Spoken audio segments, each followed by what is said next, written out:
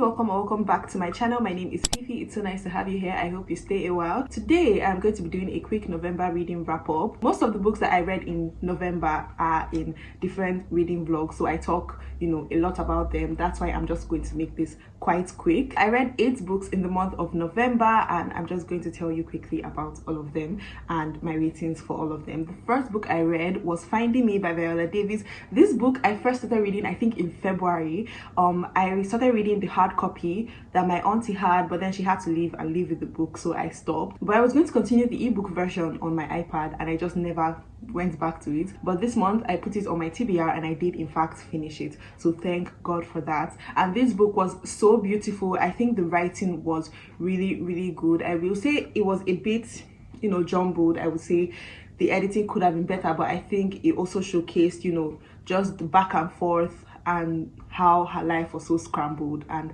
how she was able to get to where she is now. It was very sad. Like, I cried multiple times. The things that she and her family had to go through, like, I cannot believe that that's reality. I cannot believe that actually really happened to a fellow human being like myself. And it's just very sad that because she was a black woman, she had to undergo all these infuriating, upsetting, degrading things. So yeah, the fact that she was able to pen that down and put her story out into the world, such a vulnerable, intense story, I think that's something to be very proud of. I got a newfound respect for her.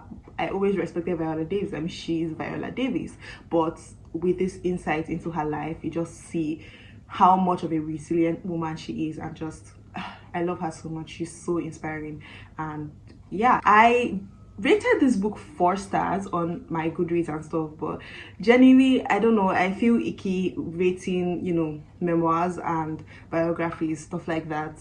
So yeah, that's all I'll say about that. The next book I read was Glow of the Everflame. It is the second book in the Kindred's Curse saga. I can't really tell you too much about this book, obviously, because it would be me spoiling the first book if you haven't read it, but I will say I like this a little more than I liked the first one. The first one, it was really good. I think I rated it like 4 stars. I don't know, but I liked it a lot.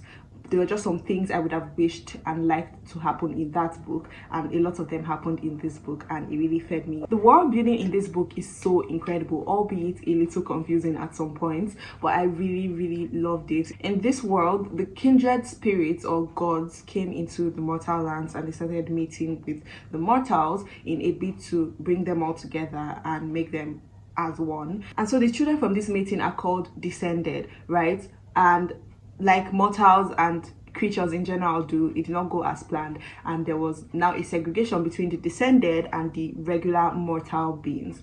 And now the descended have everything. They are so rich, like they have everything to them, while the mortals are feeding hand to mouth, not having anything going for them, even having their lives being disrupted by the descended. So we followed them, a mortal girl in this series. Her mother goes missing, and she starts to discover some things about herself, to say the least. That's really all I can tell you, but it is in fact a romantasy, so there is also a little bit of a romance between her and the prince of the descended, Luther. So yeah, I really did enjoy this book, and I'm really enjoying this series. I gave this book 4.25 stars because while I loved it, it didn't really give me the 5-star feeling, and also there were some things that I would have liked to happen and to be more expatiated, and that did not happen. So I'm hoping the next book, which is the last book before the newest book comes out next year, is much better, and I cannot wait to just see how all this unravels. And then I read The Familiars by Stacey Halls.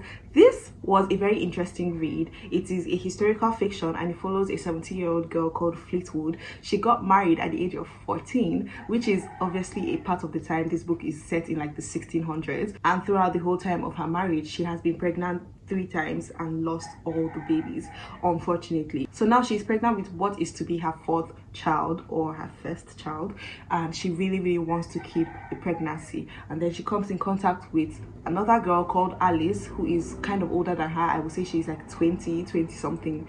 And yeah, unfortunately, this was at the time of witch trials and stuff like that, so I guess you can kind of reason what happens, but not really, because some things actually did take me by surprise. We followed Fleetwood and her life with her husband. There were obviously some other subplots and just things integrated. I really enjoyed this book. I even almost sobbed at the ending because I just felt very connected to the characters, and I loved it so much. I gave it 4.5 stars. It was almost a 5-star, but it didn't quite give me the 5-star feeling. But I really recommend it. If you're into historical fiction, you know, you would really enjoy this.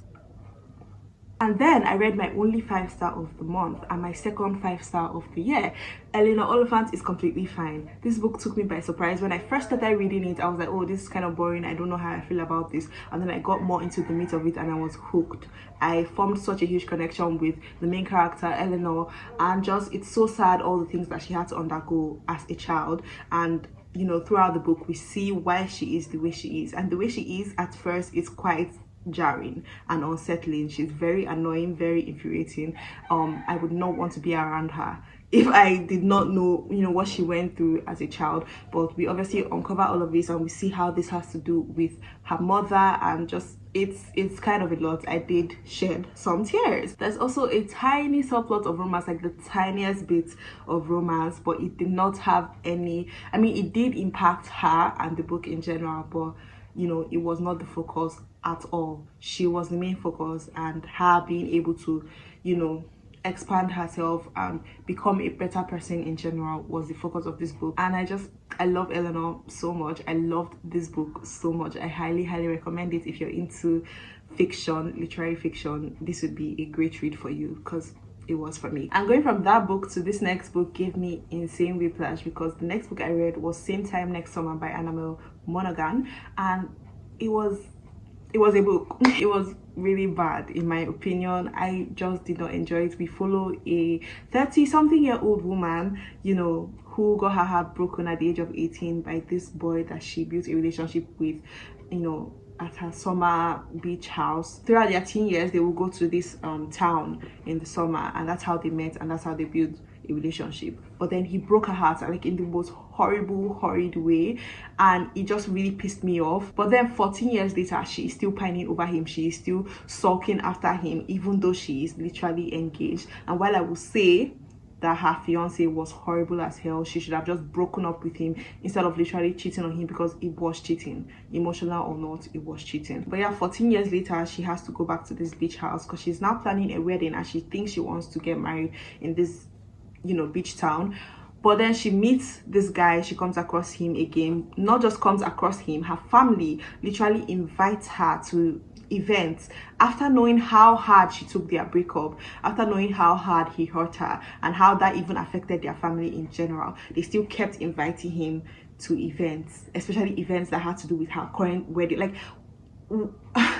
I'm so confused. And yeah, obviously, even though they barely even interact, it is in fact a second chance romance. So they rebuild you know.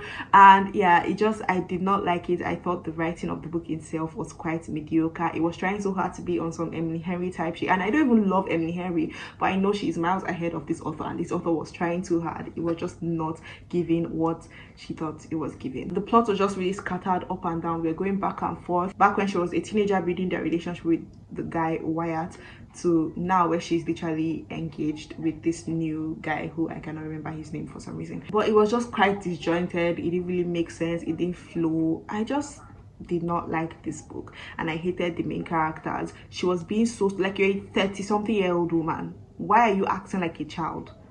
Like, grow up. Why are you still pining over this guy? Like, he barely even, he didn't even apologize for what he did. And like, I don't know how much I can say without spoiling this book, so I'm just going to stop, because I don't even want to talk about this book more than I have to. Okay, I just don't think I recommend. Obviously, it could still be a good book for you, because I went to the reviews and there were a lot of people giving it 5 stars, saying, oh my god, he's the book boyfriend. Let's actually, like, get a grip on life, because there is no world where that guy would be the book boyfriend of anything. Like, he was horrible. How, like, this is crazy. But yeah, I gave this book 2 stars. It was actually one of my lowest reads of this year, and yeah, that's all I have to say about that. Then the next 3 books I read in November, I actually read in a vlog that you'll be seeing or have seen already, so go check that out. It was me trying to finish my November TBR in like 2 days, and the first book was Becoming Lucy. It is a Christian romance book. I decided to start rereading the Christian romance books that I read when I was younger, because that's all my mom would get for me, and I wanted to see how I felt about them in this day and age, at my age, and if I thought they were any good, because I generally don't like romance, especially romance of these days where it's just spice. And obviously this is a Christian romance, so there's no spice, so I thought, you know, they would be able to build more on emotions and actual, you know, feelings instead of physical attraction. And yes, that quite happened, but this book is set in the 1600s, so there wasn't really too much space for them to actually build per se, because, you know, back then, especially with this being a Christian book, it's all about getting married and finding your bride, keeping your innocence till then, so they barely really interacted, but the few interactions we did get, I really enjoyed. And yeah, we just followed this girl called Lucinda. She's a 17-year-old girl, and her parents unfortunately passed away from an accident that turns out not to be an accident, question mark. But yeah, she now has to go live with her aunt and her uncle until she turns 18 and is able to get her trust fund. But they live in Oklahoma, they own a ranch, and she's obviously not suited for that lifestyle, so she had a little bit of, you know, a hard time, but she did, you know, get into it. She builds a romance with this guy called Jake, who is a ranch hand there and also lives in the same compound, but he also has some things of his own, some things from his past that are holding him back, and we just follow that and watch it all unravel. I did really enjoy it. You know, I enjoyed it as much as you can enjoy a Christian romance book, you know what I mean? There were definitely, you know, propaganda, I will say, but yeah, I am Christian, so it didn't really bother me that much. If you're not Christian, I don't know why you would read this book, because you would probably hate it. I decided to give it 3.5 stars because it was a good book. The writing wasn't anything spectacular, but it was clear, it was precise, it was concise, and straight to the point. So yeah, I recommend it if you are a Christian and would want to read a Christian romance book, but it's nothing special. And then I read Flowers in the Attic. This is a gothic horror, a dark gothic horror, and emphasis on dark, because holy yeah, this follows some children who just get treated really badly by their family members, and it's just so unfortunate. We just follow their life. It's more of a character, you know, type book. There's not too much happening, but there's also quite a lot happening, in the sense that these children just undergo some really horrid things, and it was very sad. I teared up at some points because it was like, how can this be happening to these children? Definitely check the trigger warnings, because there are quite a lot of things that could easily trigger some people. There was incest, and there was child abuse, and just so many other things. I enjoyed the book though for what it was, as much as you can enjoy a book like this. And while I found it very icky and disgusting at some point, I thought the book and the writing was really good in itself. The plot was also very steadily paced, and there was a bit of a plot twist at the end that was quite interesting. I gave it 4 stars because it wasn't a 5-star by any means, but it was really good for what it was. The last book I read this month, This Is How You Lose Time More. I don't know what to say about this book, because I really don't know how I feel about this book. It was very niche, I will say that. It follows these people who communicate and build a relationship with each other, with characters in a game. I think they are referred to as Blue and Red. That's all we know them as. And I did not know how to feel about these people. We're just following them going back and forth with each other, and it was very confusing. It's very gamer coded, so if that's your vibe, definitely check it out. But I was made to feel like this was just a really good, quick book to get in your feelings. And while it did make me sad and feel bad for them at the end, I didn't really care much, because I had no connection to these characters at all. I did not know a thing about them in actuality, and I just did not care. But I would say the writing was really good. You can tell the author did a lot of research or knows quite a lot about this topic, and it was very evident in the writing and just how everything played out. But it was just not a book for me. you know. So I gave it 3 stars because, like I said, it was good, but it wasn't for me. Honorable mention, the only book I DNF'd this month, and actually one of the only books I've ever DNF'd, Edgewood by Christine Scarelli. I read Let's Hunt Her by Christine in September, and I loved it. I really loved it. It was one of my only 5-star books of this year so far, and I wanted to go back into her discography and see if I liked any more of her books, and this was like one of her first books, and it was very evident in the writing and everything. I just thought the writing was not that good. It was all over the place, the plot as well, and the main character was really pissing me off for some reason, and I just could not deal. I had so many more books I wanted to get into because I was pre-filming videos for December, so I just DNF'd it because I couldn't be bothered. So yeah, hey guys, so I actually just finished filming this video, but then I got a delivery of books that I ordered, and I started opening it, but then I was like, I probably should be filming this, so here I am filming this. This is from a bookstore that I found online where I live called Novels Book and Co. I think their website is novelsbook.com or something. I'm going to put it on the screen, so if you're in Nigeria, definitely go check them out because I love them. They sell mostly pre-loved books, but they also sell like new books, so you can just browse on their website, and their books are so freaking affordable. So oh my god, they gave me a free book. Compliments of the season, thanks for your continuous patronage. A free book, enjoy. Novels Books collection. Oh my god, Cradle and All. I've never heard of this.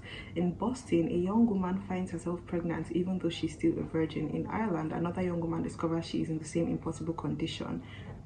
May that never find me, because hell no. And in cities all around the world, medical authorities are overwhelmed by epidemics, droughts, famines, floods, and worse. It all feels like a sign that something awful is coming. And Fitzgerald, a former nun-turned-private investigator, is hired by the Archdiocese of Boston to investigate the Immaculate Conceptions. Even as she comes to care about and trust the young woman, she realizes that both are in danger. Terrifying forces of light and darkness are gathering. Stepping into uncharted territory where the unknown is just the beginning, Anne must discover the truth to save the young woman, to save herself, and to protect the future of all mankind. Wow, that's so freaking interesting. Oh my god, Cradle and All. It looks like such a nice, quick, easy book. And look at the, can you see this? That's so cool. I literally can't wait to read this. Like, I'm so grateful and thankful for this free book. Like, I didn't expect this. I'm so excited. They also gave me a bookmark. So this is a book that I did order, The Couple Next Door. I don't really want to read the blurb, but I don't know. This is about a couple who go for a party in their neighbor's house, and then their 6-month-old child who they leave at home for some reason, but they're like, oh, it will be fine, we have the baby monitor, all of that, but they come back and the child is missing. So that's quite interesting. This is a very, very popular book. It even says it here, the most talked about thriller book of the year, and I think that's last year. People have been raving about this book, and I'm pretty sure that this is also now a movie, so I'm excited to read it and make my own thoughts about it. And then I got 2 books from the same author, Sarah Morgan. They are both Christmas books, and I actually got them because I am planning on filming a reading Christmas books for a week video in December, so stay tuned for that. And yeah, this one is called One More for Christmas. This is about 2 sisters that don't really like their relationship with their mother, but then their mother is trying to fix it or something like that. So it's more of a like fiction, literary fiction, contemporary fiction maybe, than a romance. But this one is actually a romance, snowed in for Christmas, and I'm pretty sure there's like fake dating, there's like false proximity. I don't really want to read the blurb much, but I'm excited to get into both of these books. The covers are so freaking pretty, and yeah, I'm just excited. So finally, I got this book, The Thursday Murder Club by Richard Osman. This is actually a hardback, and it's so freaking pretty. Like, I got this so cheap, guys, so cheap. Would you even be able to tell that this is pre-loved? Like, hello, are you kidding me? Oh my god. And the font is actually really big too. Oh my god, I actually like want to start reading it right now, but it is quite thick, obviously, because it's easy hardback. But look at that, it's so beautiful. Oh my god, should I start reading this? I don't know if this is like a thriller or just a mystery fiction type book, but I feel like I want to read this book. I actually really want to read all the books that I just got. Like that's how you know you got a good haul. In a peaceful retirement village, four unlikely friends meet up once a week to investigate unsolved murders. But when a brutal killing takes place on their very doorstep, the Thursday Murder Club find themselves in the middle of their first live case. Elizabeth, Joyce, Ibrahim, and Ron might be pushing 80, but they still have a few tricks up their sleeves. Can our unorthodox but brilliant gang catch the killer before it's too late? Interesting. I'm actually so happy right now. Like, this is such a nice start. I'm excited to read every single one of these books, and yeah, stay tuned because I'm probably going to read most of them in reading vlogs, so make sure you stay for that. And I am actually going to close off this video now because this is actually not what you came here for. But thank you guys so much for watching once again. I will see you in the next one. Bye.